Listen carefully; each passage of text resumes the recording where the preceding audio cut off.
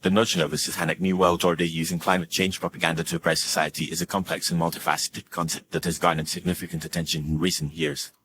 Proponents of this ideology argue that a small, elite group of individuals is manipulating the narrative surrounding climate change to further their own agendas and exert control over the global population. According to this perspective, the Satanic New World Order is using climate change as a Trojan horse to implement policies that erode individual freedoms, promote socialism, and ultimately establish a one-world government.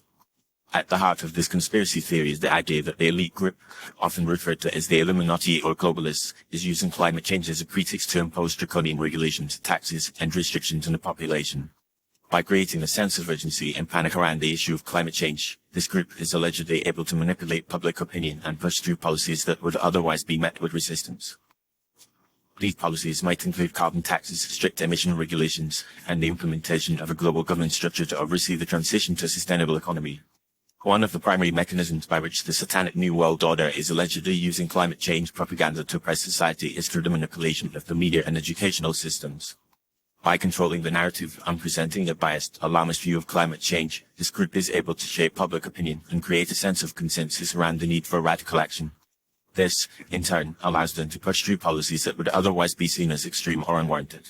For example, the promotion of climate education in schools and universities can be seen as a way to indoctrinate young people with a particular worldview and prepare them for a future of strict environmental regulation and global governance.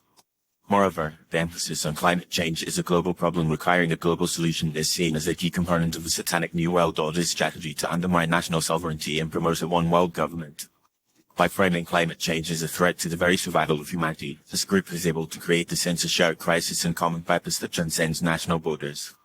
This, in turn, provides a pretext for the creation of international institutions and agreements that erode national sovereignty and promote a more centralized, globalized system of governance. Another aspect of this conspiracy theory is the role of so-called climate change activists and experts who are allegedly working on behalf of the Satanic New World Order to promote the climate change agenda. These individuals, often funded by wealthy foundations and NGOs, are seen as foot soldiers in the war against individual freedom and national sovereignty. By presenting themselves as impartial, scientific authorities, they are able to promote a critical worldview and policy agenda that serves the interests of the elite group. However, it is essential to note that the idea of a Satanic New World Order using climate change propaganda to oppress society is not supported by empirical evidence and is often based on unsubstantiated claims and speculation. While it is true that climate change is a real and pressing issue, the notion that it is being manipulated by a small group of elites to promote a particular agenda is not grounded in reality. Climate change is a complex, multifaceted issue that requires a nuanced and evidence-based approach, rather than simplistic conspiracy theories. In conclusion, the idea that the Satanic New World Order is using climate change propaganda to oppress society is a complex and multifaceted concept that reflects deep-seated anxieties about globalization, national sovereignty, and individual freedom. While this perspective may be appealing to some, it is essential to approach such claims with a critical and nuanced perspective, recognizing the complexity of the issue and the need for evidence-based decision-making. By doing so, we can work towards a more informed and rational public discourse on climate change, one that is grounded in science and a commitment to the well-being of all people, rather than simplistic conspiracy theories and ideologies.